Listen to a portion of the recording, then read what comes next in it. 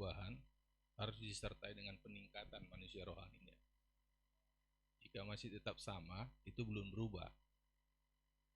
Mengerti? Jadi kalau kamu mengatakan kau mengalami perubahan, tapi kalau masih tetap sama seperti yang dulu, itu belum berubah. Sikapmu harus berubah. Karena orang berubah harus disertai dengan peningkatan manusia rohaninya, meningkat. Tidak lagi sama. Oke. Kita akan lanjutkan dengan minggu yang lalu. Sudah di mana poin berapa kita? Yang pertama, kedua, ketiga, dan kita sudah poin ke berapa? Coba yang pertama,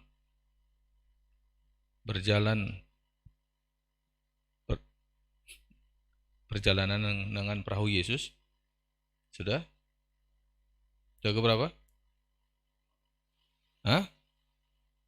Perjalanan perahu Yesus tidak bisa dihentikan oleh badai dan gelombang. Itu sampai di situ? Betul?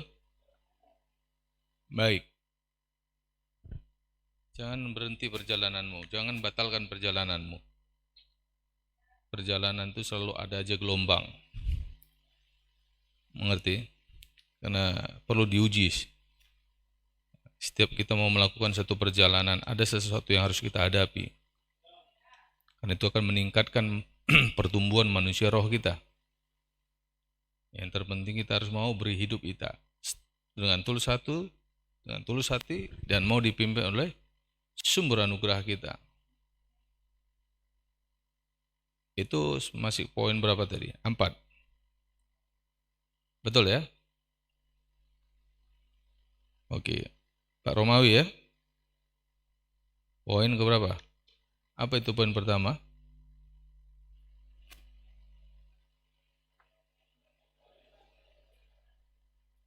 Yang kedua? Yang ketiga? Oke, yang keempat? Baik, yang kelima?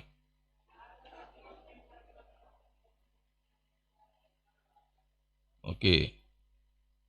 Itu harus ada kau tanamkan dalam jiwa dan rohmu. Supaya kau hanya mengejar yang benar. Supaya yang benar itu ada pada kita, sehingga kita bisa menceritakan tentang kebenaran dengan banyak orang. Amin. Ya, meskipun murid-murid Yesus diancam oleh imam ahli Taurat dan tokoh-tokoh agama, mereka tidak akan pernah berhenti untuk berbicara. Mereka terus berbicara dengan apa yang mereka yakini. Mereka terus bersaksi tentang kebenaran, sehingga seluruh penduduk Yerusalem mendengar kebenaran itu.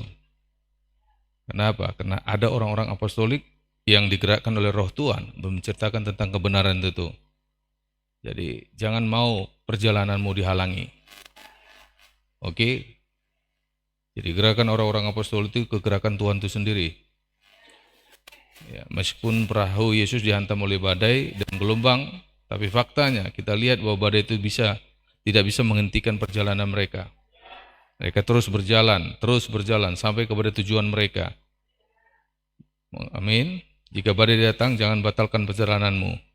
Hatimu harus kuat. Jangan kamu gelisah, jangan kamu takut, jangan kau bingung. Yang paling penting jangan kamu melompat dari perahumu. Mengerti? Jangan kau meninggalkan rumah rohanimu. Kalau melompat dari perahu Yesus, ya Yesus tidak memberi jaminan lagi. Jadi uang, sakit, penyakit, persoalan, setan apapun tidak bisa menghentikan perjalanan kita. Kita harus berjalan terus sampai kepada tujuan kita. Oke? Jadi jika kita mau berjalan jauh dengan Tuhan, pastikan hati kita harus kuat, murni, karena Roh Kudus menghibur, menolong hidup kita. Bagaimanapun upaya Raja Firaun menghentikan perjalanan orang Israel, baik Tulok Tebrau, Sungai Jordan yang lagi meluap, tidak bisa menghentikan perjalanan bangsa Oke? Ini hari saya akan sampaikan kepada kamu bagaimana orang-orang yang berjalan dalam ketaatan pasti akan menang. Pasti akan menang. Jadi kalau kau berjalan dalam ketaatan, kau akan menang. Kau tidak akan pernah kalah. Musuh tidak pernah menghentikan perjalananmu. Karena kau berjalan dalam ketaatan. Orang-orang yang berjalan dengan ketaatan tidak ada kepalsuan di dalam dirinya. Kenapa? Karena yang palsu itu tidak ada pada dia. Karena hatinya sudah dibersihkan dari sampah-sampah dunia. Jadi kalau berjalan dengan Tuhan, hatimu harus kuat. Mengerti? Hatimu harus kuat.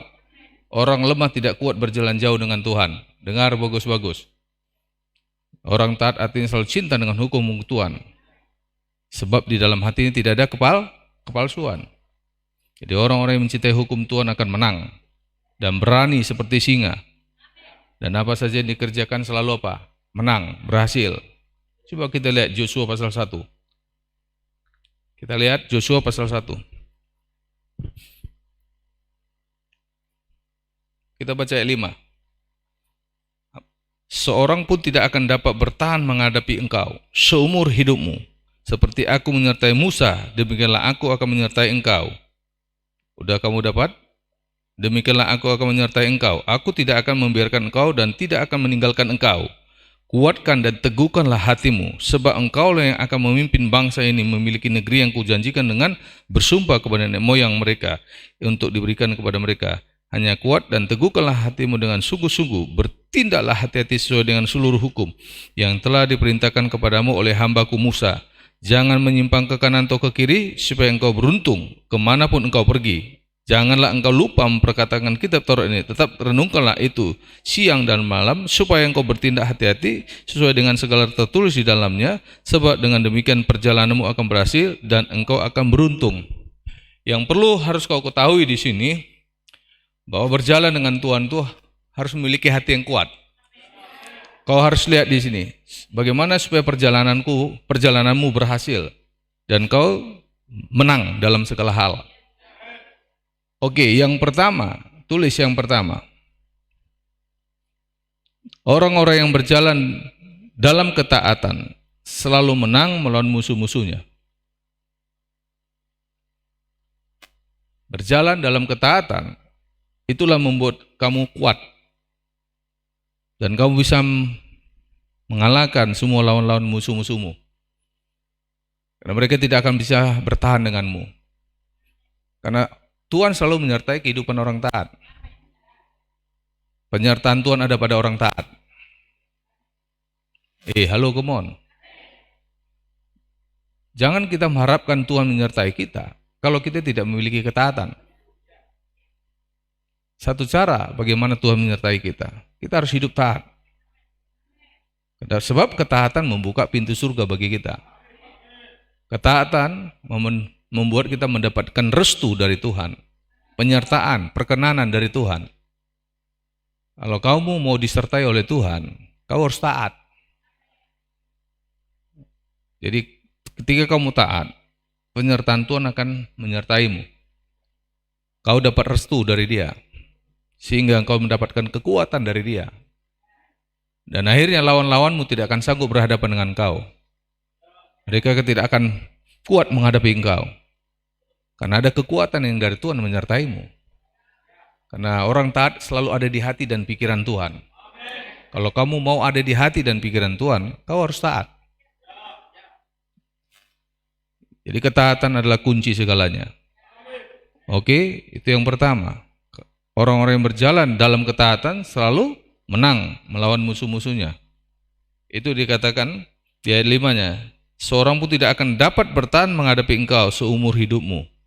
Mengerti? Seperti aku menyertai Musa, demikianlah aku akan menyertai engkau. Aku tidak akan membiarkan engkau dan tidak akan meninggalkan engkau. Jadi penyertaan Tuhan itu ada pada orang taat. Mengerti?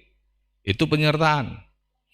Karena orang taat selalu apa? Ada di hati Tuhan dan dalam pikiran Tuhan.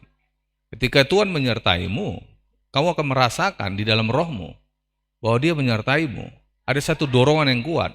Ada sesuatu yang Tuhan impartasi dalam dirimu. Tuhan akan memberikan kekuatannya kepadamu. Hikmat, pengetahuan. Sehingga kau bisa berhadapan dengan lawan-lawanmu. Sehingga kau akan mudah mengalahkan mereka. Dan mereka tidak akan mampu berhadapan dengan kau. Karena kekuatan Tuhan itu mengalir ke dalam dirimu.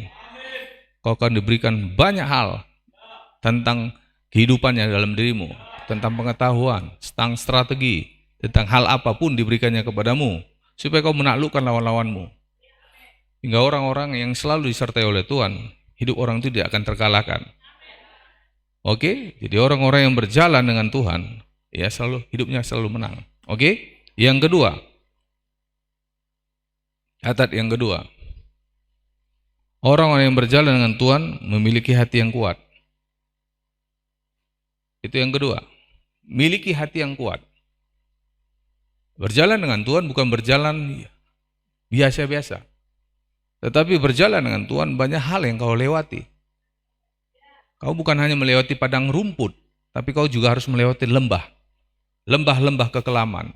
Karena kau harus dilatih di tempat itu. Di sini dikatakan di ayat 6-nya, perhatikan, kuatkan dan teguhkanlah hatimu. Kuatkan dan teguh hatimu. Orang yang lemah hatinya nggak akan bisa berjalan jauh dengan Tuhan. Karena orang lemah selalu memikirkan dirinya sendiri. Selalu bergumul dengan dirinya.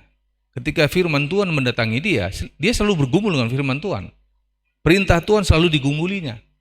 Jika perintah Tuhan datang kepadamu, firman Tuhan datang kepadamu, hatimu harus kuat. Seperti apapun perintah Tuhan, kau harus kerjakan. Sebab hatimu sedang dilatih supaya hatimu menjadi kuat. Itu sebabnya orang lemah selalu menghindar dari masalah. Menghindar dari apa? Persoalan. Jadi kalau orang kuat, hatinya kuat, dia bukan menghindar, tapi dia menyelesaikan, dia menghadapinya. Jadi Tuhan tidak akan pernah membawa orang berjalan jauh kalau hatinya masih lemah. Karena dia nanti akan membuat persoalan di tengah jalan. Halo. Kalau orang-orang hatinya lemah kan bisa kelihatan. Lihat aja. Kalau ketika dia berhadapan dengan satu persoalan, dia menghindar. Dia berusaha mencari zona nyaman. Di dalam dunia ini tidak ada yang nyaman. Kita harus dilatih dengan berbagai hal supaya hati kita terlatih. Mengerti? Hati yang kuat itu yang dibutuhkan untuk menghadapi banyak hal. Bagaimana kau bisa mengalahkan lawanmu kalau hatimu lemah? Kau tidak bisa mengalahkan mereka.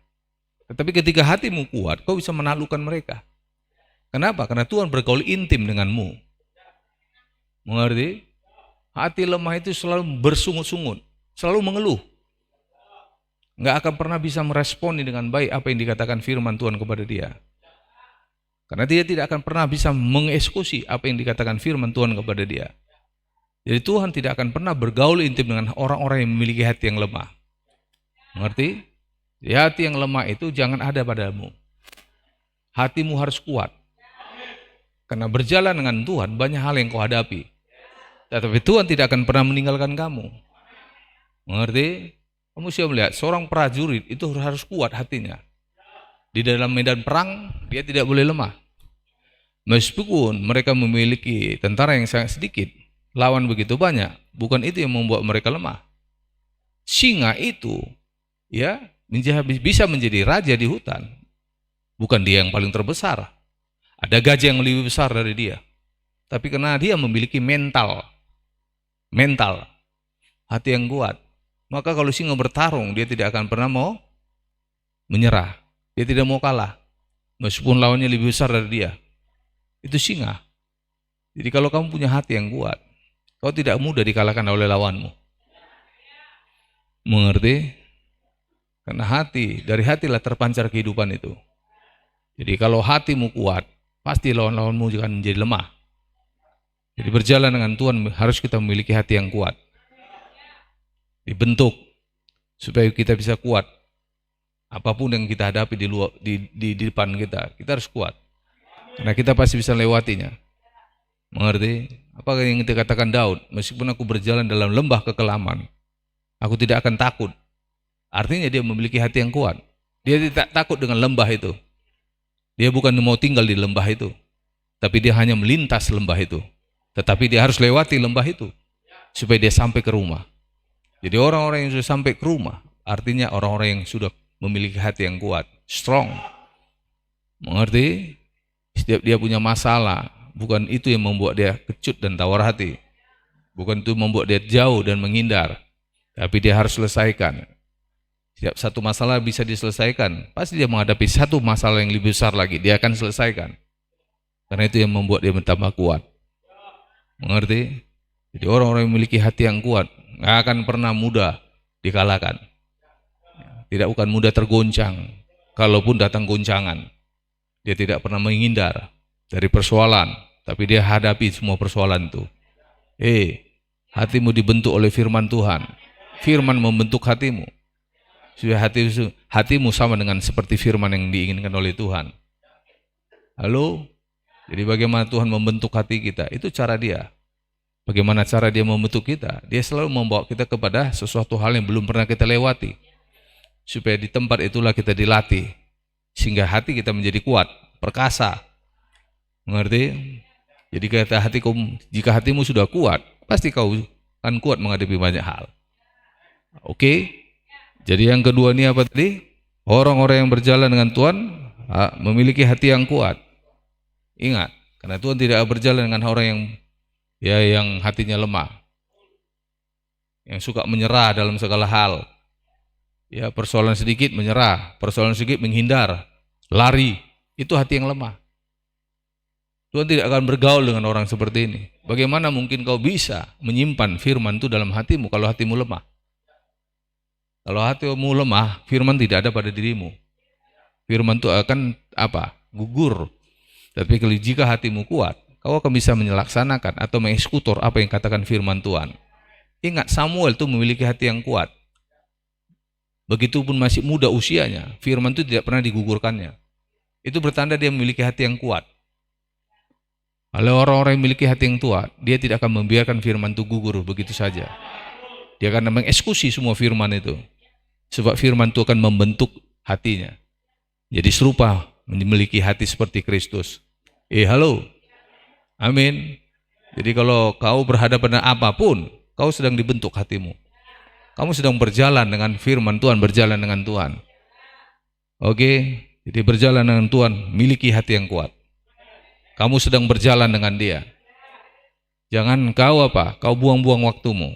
Jangan kau batalkan perjalananmu. Apa yang sudah kau mulai, akhiri. Karena nanti di akhir perjalananmu, kau akan mendapatkan sesuatu yang dijanjikan oleh Tuhan. Karena banyak orang yang menjadi saksi melihat kita. Kita harus menjadi pola, kita harus role model bagi mereka. Ini satu pertandingan. Mengerti? Bukan siapa yang juara, tetapi siapa yang bisa menyelesaikannya. Jadi banyak orang sedang melihat kamu. Menyaksikan ikhwal hidupmu. Seperti apa kamu hidup, bagaimana kau mengatasi persoalanmu. Nah, orang-orang yang suka berpindah-pindah gereja, itulah hatinya yang lemah. Dia mencari zona nyaman. Padahal persoalan itu bukan di dalam gereja, tapi di dalam hatinya. Tidak ada gereja yang tidak bersoal. Tidak ada gereja yang tidak punya masalah. Di surga aja ada persoalan kok. Buktinya, dari mana dimulai keributan itu? Di surga. Surga tempatnya Tuhan. Tapi segala keributan, kekacauan, dimulai dari surga. Di mana iblis membuat kekacauan, keributan. Sehingga apa? Iblis ditendang Tuhan ke bumi. Mengerti? Kalau di surga aja ada kekacauan, apalagi di bumi. Iblis selalu membuat kekacauan. Sebab apa? Di dalam iblis itu tidak ada ketenangan, kedamaian. Itu sebabnya iblis tidak pernah hidupnya bahagia. Jadi kamu harus tahu, buat hatimu bahagia. Jangan masukkan kekacauan dalam hatimu. Jangan kau masukkan keributan dalam hatimu. Jangan kau buat hatimu menjadi penuh dengan badai. Badai itu di luar. Mengerti? Jangan kita bawa ke dalam hati kita. Oke? Jadi semua itu persoalan dalam hati manusia itu sendiri. Kalau hati manusia itu baik, maka semua akan menjadi baik. Kalau hatimu kuat, kau akan bisa menyelesaikan perjalananmu. Jadi berjalan dengan Tuhan, hati kita harus apa? Ikuti saya kata-kata ini. Berjalan dengan Tuhan. Hati saya harus kuat. Sebab berjalan dengan Tuhan. Banyak wilayah, daerah yang saya lalui. Baik itu ada badai, maupun berjalan di padang rumput, saya tidak akan pernah takut. Sebab saya akan bisa menyelesaikan perjalanan saya bersama dengan Tuhan. Sebab hatiku, hati yang kuat. Dan tidak ada kepalsuan dalam hatiku. Haleluya. Miliki hati ini. Karena iblis takut kalau kau memiliki hati yang kuat. Paling takut dia melihat masa depanmu. Sebab dia mengenal masa depanmu dan tahu masa depanmu. Oke, yang ketiga. Orang-orang yang berjalan dengan Tuhan selalu bertindak dengan hati-hati. Itu yang ketiga. Jangan kau ceroboh. Kalau kau sudah berjalan dengan Tuhan, kau harus menunggu arahan dari Tuhan. Dengar apa arahannya. Jangan merasa bijak dengan Tuhan. Tuhan memberikan kita seorang sumber anugerah supaya kita bisa berkomunikasi dengan Dia. Dia memilih seseorang yang akan ditetapkan bagi kita menjadi sumber anugerah kita. Dia memilih, dia menetapkan supaya kita memiliki sumber anugerah. Lewat sumber anugerah kita bisa berinteraksi dengan Dia. Supaya apa? Supaya kita tidak ceroboh. Ketika kita bertindak dengan hati-hati. Karena kita harus tahu, di luar sana itu banyak perangkap-perangkap setan. Setan membuat perangkap bagi anak Tuhan, supaya mereka masuk dalam perangkap. Sehingga dia bertindak dengan ceroboh.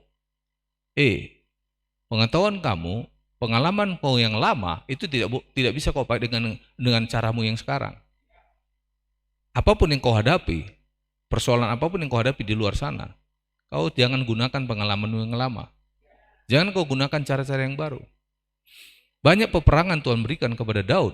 Daud tidak akan pernah menggunakan strategi-strategi yang lama. Selalu dia bertanya kepada Tuhan. Dan Tuhan selalu memberi dia strategi-strategi yang baru.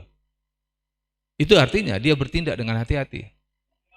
Jadi jikalau kau bertindak, melakukan pekerjaan apapun, mengerjakan apapun di luar sana, kau harus bertindak dengan hati-hati. Jangan kau ceroboh. Sebab firman akan menuntunmu. Dia akan memberikan kamu penjelasan, konfirmasi, supaya kau bertindak dengan hati-hati. Mengerti?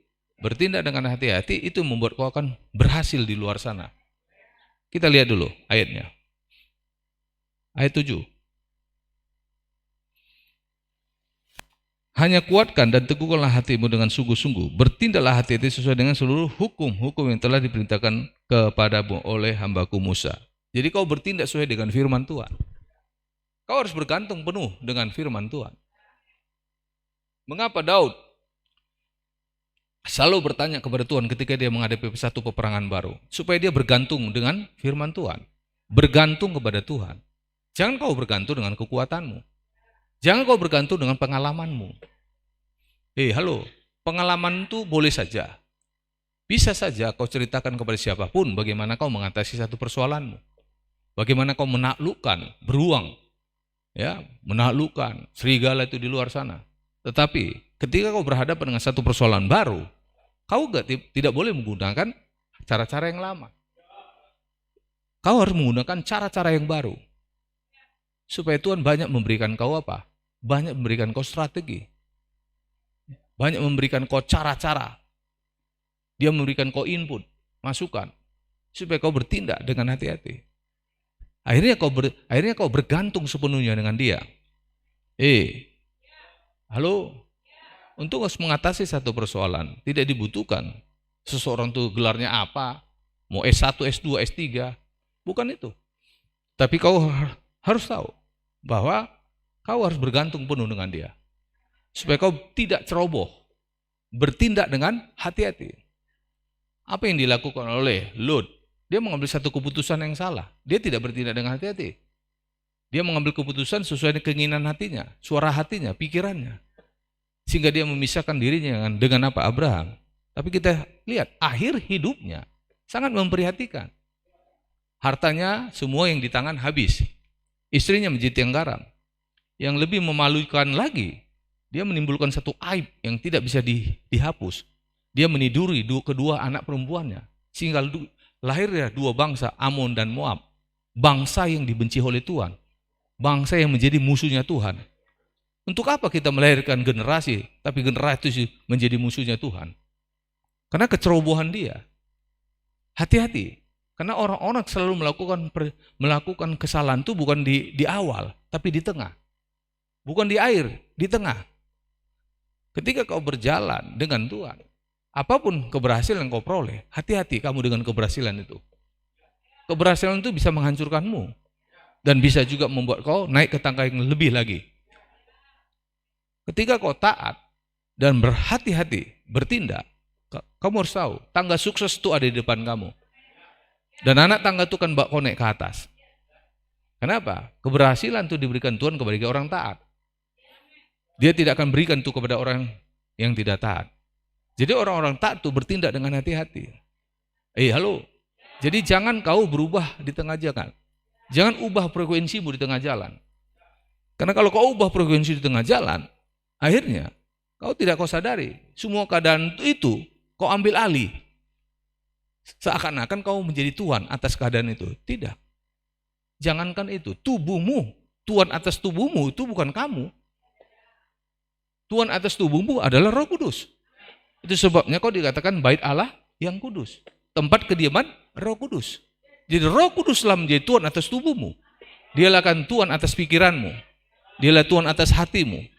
Dialah tuan atas seluruh hidupmu, bukan kamu. Jadi kalau kita melihat, kenapa kebanyakan orang-orang hidupannya hancur ketika dia di tengah jalan? Karena dia mengambil alih kondisi, mengambil alih keadaannya, mengambil alih hidupnya. Dia memutuskan segala hal dengan berdasarkan apa? Berdasarkan keinginan hatinya, berdasarkan pikirannya sendiri. Tidak berdasarkan hukum-hukum Tuhan. Kalau kamu orang taat, kau harus mencintai hukum-hukum Tuhan. Karena orang taat, dia tidak terlepas dari hukum-hukum Tuhan. Dan hatinya selalu berkobar-kobar mencintai hukum-hukum Tuhan. Jadi kamu harus kobarkan api dalam hatimu, api yang mencintai hukum-hukum Tuhan.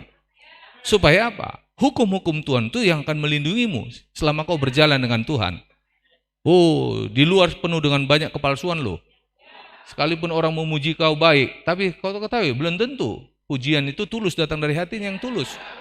Bisa saja ada maunya, bisa saja tujuannya untuk menjatuhkan kamu.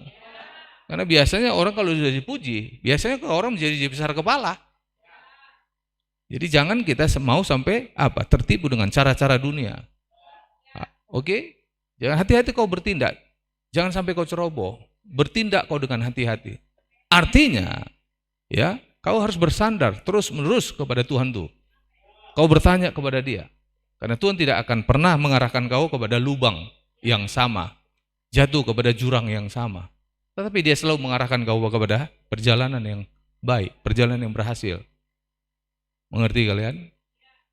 Jadi kalau kita terus bertanya kepada Dia, kita akan banyak mendapatkan sesuatu dari Dia. Amin. Dia akan tuntun langkah kita. Meskipun perjalanan kita itu adalah perjalanan yang tidak mungkin, di luar nalar pikiran kita, pasti kita bisa lewati itu semua. Tidak ada perjalanan yang tidak bisa kita lewati. Selama kita mau mendengar arahan dari Dia. Kalau kita mendengar arahan dari Dia, pasti semua bisa kita lewati. Orang-orang tidak bisa menyentuh hidup kita. Dan musuh-musuh kita akan ditakluk. Karena kita bertindak, ya, bekerja sesuai dengan arahan dari Tuhan. Mengerti? Bertindak dengan hati-hati jauh lebih baik daripada kita ceroboh. Haleluya. Biasanya orang menyesal ketika dia sudah ditangkap baru dia menyesal. Mengerti? Jadi selama orang itu belum ditangkap dia belum menyesal. Jadi kalau orang sudah menyesal, biasanya sudah ditangkap baru dia menyesal. Kenapa? Itu udah sifat manusia. Ya, mengerti? Kalau tidak. Sebelum kita melangkah, kita pikir dulu. Kita bertanya. Biarkan Roh itu menuntun kita. Roh Kudus menuntun kita. Oke, yang keempat.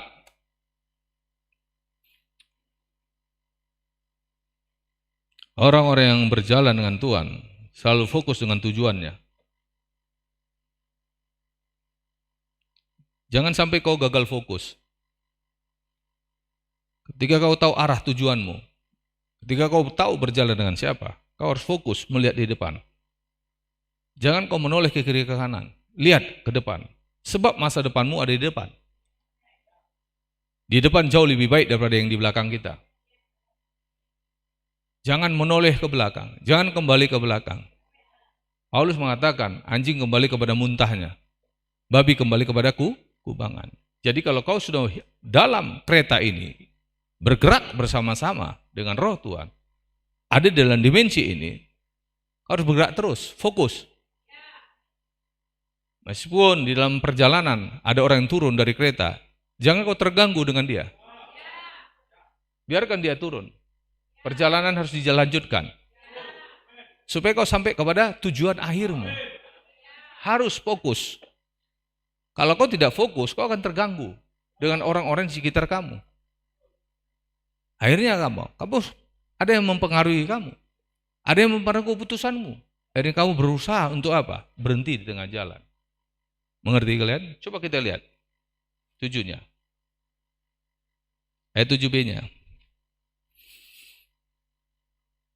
Oke, kuatkan teguhkan hatimu dengan sungguh-sungguh. Bertindaklah hati-hati sesuai dengan seluruh hukum yang telah diperintahkan kepada oleh hamba-Ku Musa. Janganlah menyimpang ke kanan atau ke kiri, supaya engkau beruntung kemanapun engkau pergi. Fokus, jangan menyimpang ke kanan ke kiri. Fokus. Persoalan itu datang kenapa? Gagal fokus. Halo. Tapi kalau kau fokus kepada tujuanmu, ya, kau akan pasti sampai kepada tujuanmu.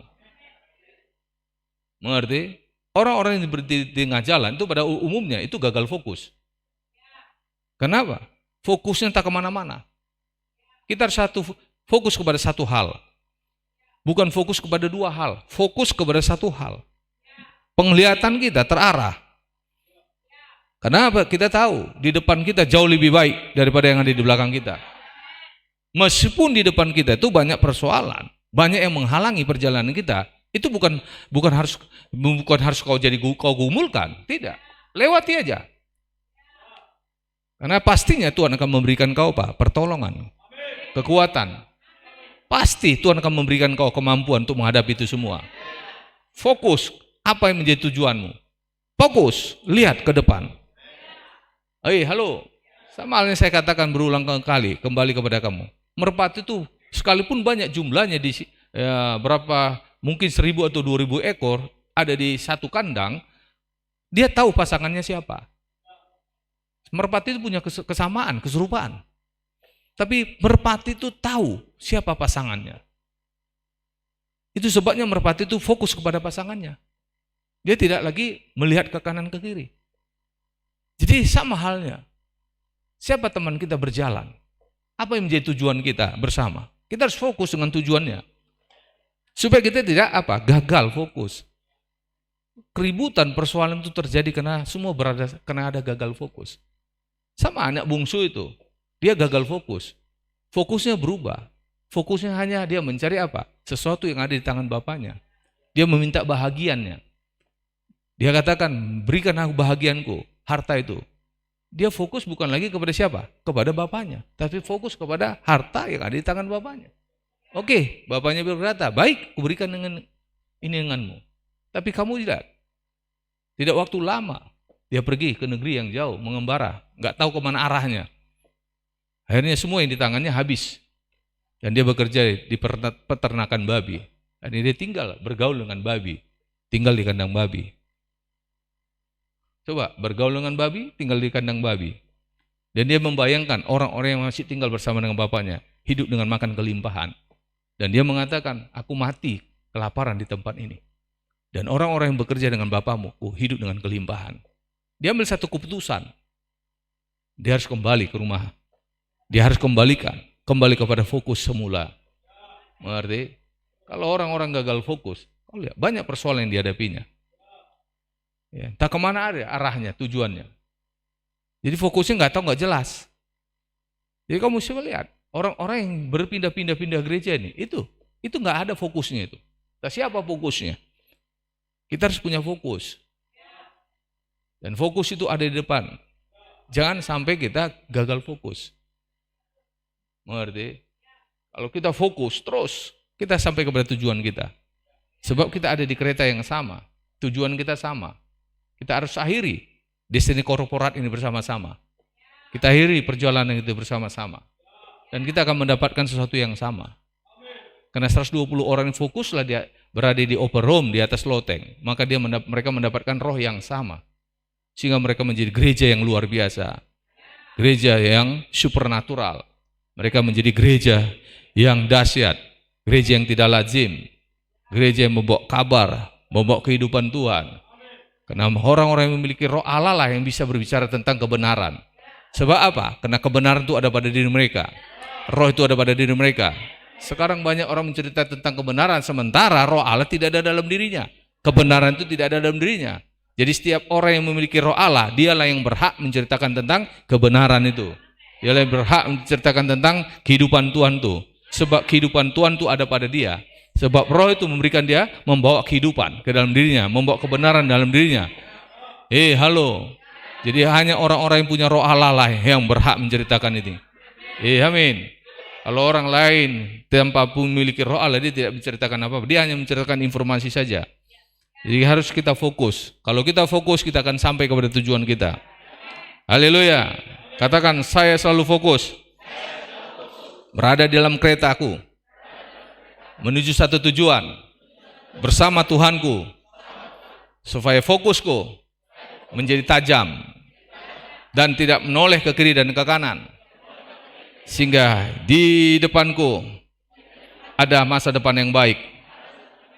Jauh lebih baik yang ada di belakangku. Itu akan menjadi milikku, milik keturunanku. Haleluya. Amin. Jadi sudah ke berapa? Keempat. Ini sudah ke berapa kita? Masuk kelima kita ya. Baik. Yang kelima, orang-orang yang berjalan dengan Tuhan, hatinya selalu berkobar-kobar mencintai firman Tuhan. Berjalan dengan Tuhan, pasti otomatis kau mencintai apanya? Perkataannya. Cintailah perkataan Tuhan. Cintailah firman Tuhan. Sebab itu yang membuat kamu hidup, bertahan, kuat, segar, fresh, strong. Miliki. Kobarkan hatimu. Cintailah firman Tuhan dengan hati yang berkobar-kobar. Cintai Tuhan itu. Cintai firman-Nya. Jika kau mencintai Tuhan, firman-Nya, maka Tuhan juga mencintai engkau. Dan hukumnya ada padamu, firman-Nya ada pada kamu. Halo. Kita lihat ayat 8. Perhatikan di sini. Janganlah engkau lupa memperkatakan kitab Taurat ini, tetapi renungkanlah itu siang dan malam, supaya engkau bertindak dengan hati-hati sesuai dengan segala yang tertulis dalam, sebab dengan demikian perjalananmu akan berhasil dan engkau akan beruntung. Jadi orang-orang yang berjalan dengan Tuhan, yang selalu mencintai firman Tuhan dengan hati yang berkobar-kobar, perjalanannya pasti berhasil.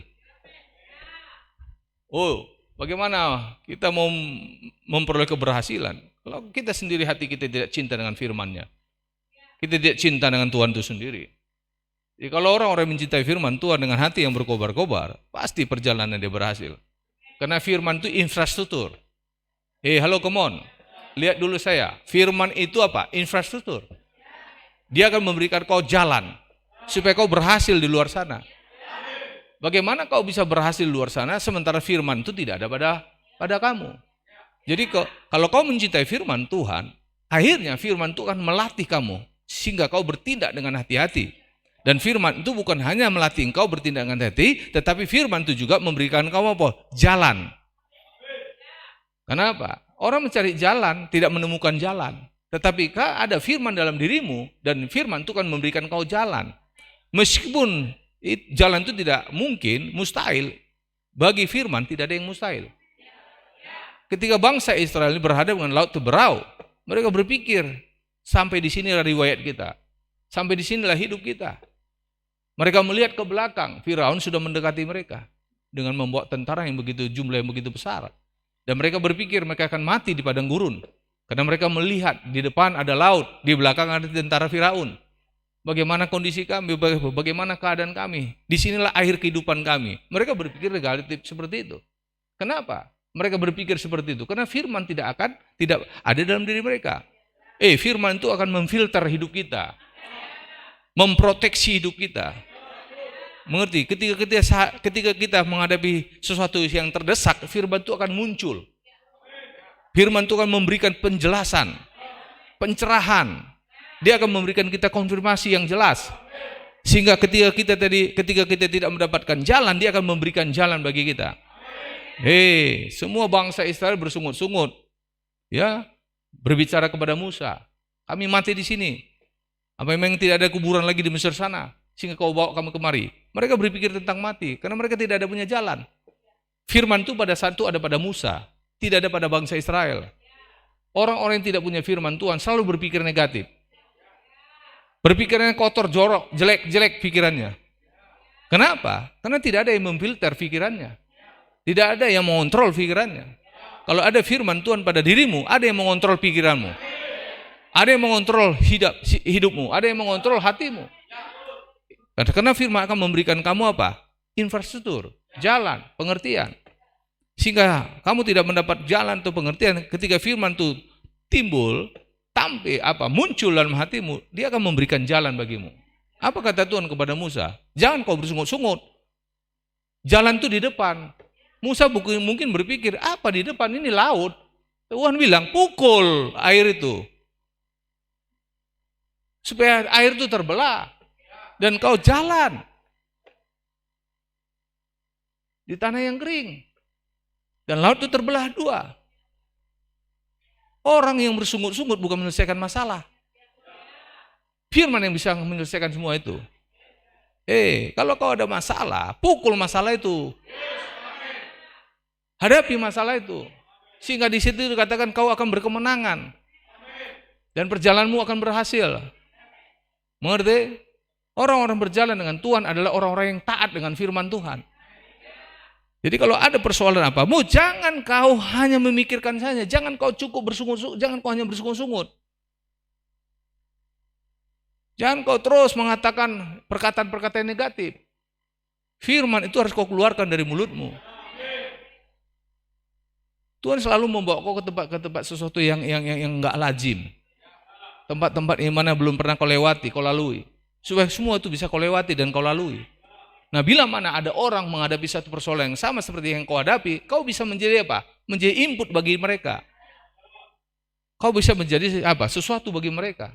Sehingga mereka tadi mencari jalan itu membutuhkan waktu yang lama. Tetapi ketika kau ada, kau berikan input bagi dia, dia bisa lewati dengan waktu yang singkat. Tidak membutuhkan waktu yang lama lagi. Come on. Jadi orang-orang yang berjalan dengan Tuhan adalah orang-orang yang cintakan firman Tuhan. Sebab dia tahu, tanpa firman dia tidak bisa hidup. Dia bergantung dengan firman. Hidup selalu dengan firman Tuhan. Jadi hari-harinya adalah hari-harinya mencari apa? Mencintaikan firman Tuhan. Halo. Aku bisa tahu, apakah firman ada dalam dirimu, aku bisa tahu. Kalau firman itu bekerja dalam dirimu, hidupmu enggak sama lagi. Ada satu perubahan dalam dirimu. Ada satu peningkatan dalam dirimu. Ya, karena saya bilang tadi kan, perubahan itu harus didasari dengan apa? Ada peningkatan. Ya, harus dibarengi dengan ada peningkatan di dalam manusia rohaninya. Tapi masih tetap sama juga, itu bukan perubahan. Jadi kalau orang menyeberang, meninggalkan yang lama, masuk ke tempat yang baru, di mana Tuhan itu berdiri, kita harus berubah di tempat Tuhan itu. Kalau kita tahu Tuhan ada bersama dengan kita harus cepat berubah. Karena perubahan itu yang Tuhan inginkan dari hidup kita. Haleluya. Jadi orang-orang yang berjalan dengan ketaatan pasti menang dalam perjalanan dia. Kau bukan ditentukan untuk kalah, tapi kau ditentukan untuk menang. Sehingga apa saja yang kau kerjakan, kau akan berhasil. Jadi orang-orang taat itu seperti pohon nih, tanam di tepi aliran air. Jadi kalau kau orang taat, kau seperti pohon yang ditanam Tuhan di pinggiran air. Yang tidak pernah apa? Layu daunnya. Dan apa saja dikerjakannya apa? Berhasil. Tolong kita baca Mazmur pasal 1 ayat 3. Oh my God. Ayo kita baca. Mazmur 1 ayat 3. 1, 2, 3 ya. Ia seperti pohon yang ditanam di tepi aliran air, yang menghasilkan buahnya pada musimnya, dan tidak layu daunnya. Apa saja diperbuatnya berhasil. Jadi orang-orang taat tuh, ia sama seperti pohon yang ditanam Tuhan di tepi aliran air. Mengerti? Kamu dengar? Selalu berhasil. Apa saja yang dibuatnya selalu berhasil. Itu orang-orang taat. Keberhasilan itu miliknya. Tuhan berikan kau keberhasilan karena kau taat. Come on, come on. Jadi kau harus tahu apa yang paling prioritas untuk hidupmu. Miliki ketaatan. Tuhan akan mencintaimu. Dan kau ada di hati dan pikirannya. Karena sudah saya bilang, orang taat, surga terbuka. Surga itu terbuka kepada orang taat. Ketika kau taat mengerjakan seluruh perintah Tuhan dan kehendak Tuhan, maka apa? Rencananya akan digenapi dalam hidupmu. Halo, Tuhan punya rencana besar untuk hidupmu. Jadi bagaimana rencana Tuhan itu tergenapi dalam hidupmu? Taatilah dia. taatilah firman-Nya. Taat itu tanpa syarat. Jadi kau mentaati apa yang dikatakan firman kepada kamu. Kamu akan sama seperti pohon yang ditanam di pikiran aliran air. Ya, menghasilkan buah pada musimnya dan tidak layu daunnya, apa saja yang diperbuatnya berhasil. Seluruh kehidupanmu, dinamika hidupmu akan berhasil dan berubah. Karena kau tidak akan pernah mengalami kekeringan. Namanya kau ditanam di pikiran air. Dan air itu berbicara firman Tuhan. Hidupmu ada di hati Tuhan. Hidupmu sudah dibingkai oleh Tuhan. Kamu ada di pikirannya, kau ada di hatinya, kau ada di matanya. Itu sebabnya kau ditanam hidupmu dalam kehidupannya sendiri. Jadi tanpa disuruh kau berbuah, kau pasti berbuah. Kau akan berhasil. Ya, tidak ada pekerjaanmu yang gagal, tidak ada pekerjaanmu yang rugi. Semua pekerjaanmu berhasil, membawa keberhasilan, membawa keuntungan bagimu. Kau tidak ditetapkan menjadi orang-orang yang gagal. Orang itu gagal, kenapa? Karena dia tidak bertindak dengan hati-hati. Orang itu gagal, karena apa? Karena firman itu tidak ada pada dia. Maka orang-orang yang mengandalkan kekuatannya, orang itu tidak akan pernah ada di hati Tuhan. Halo. Jadi kalau kau ada di hati Tuhan, mari kau bertindak dengan hati-hati. 5 hal ini membuat kau berhasil dan menang di luar sana. Amin. 5 hal ini membuat kau berhasil dan menang di luar sana. Ini milik orang taat. Keberhasilan milik orang taat. Mengerti? Tangga sukses itu ada di depanmu. Tangga itu membawa kau naik ke atas. Ketika kau taat, Tuhan akan bentangkan tangga itu naik ke atas. Seperti apa yang dilihat oleh Yakub, dia melihat tangga itu terhubung antara Betel dengan surga. Dan tangga itu akan dibuat Tuhan untuk kamu, supaya kamu memperoleh keberhasilan. Sehingga semua lawan musuh-musuhmu, serigala, beruang, apapun yang di luar sana, bisa kau tutup mulut-mulut mereka semua. Mereka tidak akan pernah menyentuh kamu lagi. Halo. Bagaimana Tuhan memproteksi, memagari kehidupan Ayub? Begitulah Tuhan akan memagari hidupmu, rumah tanggamu, keluargamu, anak-anakmu, usahamu, dan bisnismu. Sehingga setan tidak bisa memasuki wilayah hidupmu, areal hidupmu, teritorial hidupmu. Karena iblis tahu, kau adalah orang-orang pilihannya. Orang-orang yang benar-benar sudah diregister namamu di dalam nama Tuhan. Sehingga ketika engkau menyebut Yesus, setan tahu suara itu berkuasa. Sebab dia tahu suaramu dengan suara Tuhan sudah menjadi satu, sama. Ketika kau katakan hujan tidak turun, maka hujan pun tidak turun. Dan suaramu itu berdaulat, suaramu punya otoritas. Karena suaramu dengan suara Yesus didabing menjadi satu, menjadi sama. Come on. Dan namamu ada di dalam nama Yesus itu. Ketika disebut namamu, setan mengenal engkau. Begitulah ketika Tuhan mengatakan, kau kenal Ayub? Ya, aku kenal Ayub. Iblis kenal Ayub. Kenapa iblis mengenal Ayub? Karena Ayub sudah menjadi satu dengan Tuhan. Ayub itu orang-orang pilihan Tuhan. Jadi setan sama sekali tidak bisa memasuki wilayah kehidupan Ayub dan rumahnya dan anak-anaknya selama Tuhan tidak mengangkat pagar itu. Tapi ketika Tuhan mengangkat pagar itu, Tuhan mengizinkan setan untuk masuk dalam rumahnya. Tapi ini hari pagar yang ada dalam rumah Ayub itu ada dalam rumahmu, ada pada hidupmu. Kau percaya itu tidak? Ya, saya melihat pagar itu kok. Beberapa hari ini saya bisa melihat pagar itu. Saya bisa melihat perlindungan Tuhan itu ada pada kamu. Karena hatimu taat, maka Tuhan memagarimu. Karena kau orang-orang yang istimewa, sangat berharga kau di mata Dia. Karena kau orang-orang taat, tidak pernah kau bergumul dengan firman Tuhan. Firman tidak pernah kau gumul, tapi firman itu menjadi kesukaanmu, nutrisimu. Itu menjadi sesuatu kehidupan yang kau sukai. Kamu tidak bisa hidup terlepas tanpa firman. Sebab kau tahu firman itu kau pegang kuat-kuat. Sebab jika kau pegang kuat-kuat firman itu, maka masa depan itu menjadi milikmu. Kehidupan itu menjadi milikmu. Kesuksesan itu menjadi milikmu. Tidak ada sakit penyakit dalam rumahmu. Tidak ada kematian dalam rumahmu. Ketika janda Sarepta itu taat dengan perintah oleh Elia, dia taat dengan perintah, maka apa? Rumahnya penuh dengan apa? Penuh dengan sukacita. Rumahnya penuh dengan kehidupan. Tidak ada kelaparan di rumahnya. Ketika dia taat melakukan apa yang diperintahkan oleh Elia kepada dia, di rumahnya tidak ada tepung, tidak pernah habis-habis dalam rumahnya. Minyak itu tetap ada. Meskipun terjadi kelaparan, kekeringan di luar, tapi di rumah janda itu ada kelimpahan, ada kebajikan, ada perkenanan Tuhan dalam rumahnya. Mengerti kamu? Jika kau ingin mendapatkan itu semua, taatilah firman Tuhan. Ikutilah perintahnya. Jangan kau takut, berjalan di dalam perahu Yesus tidak ada kematian. Halo, badai itu ada di luar.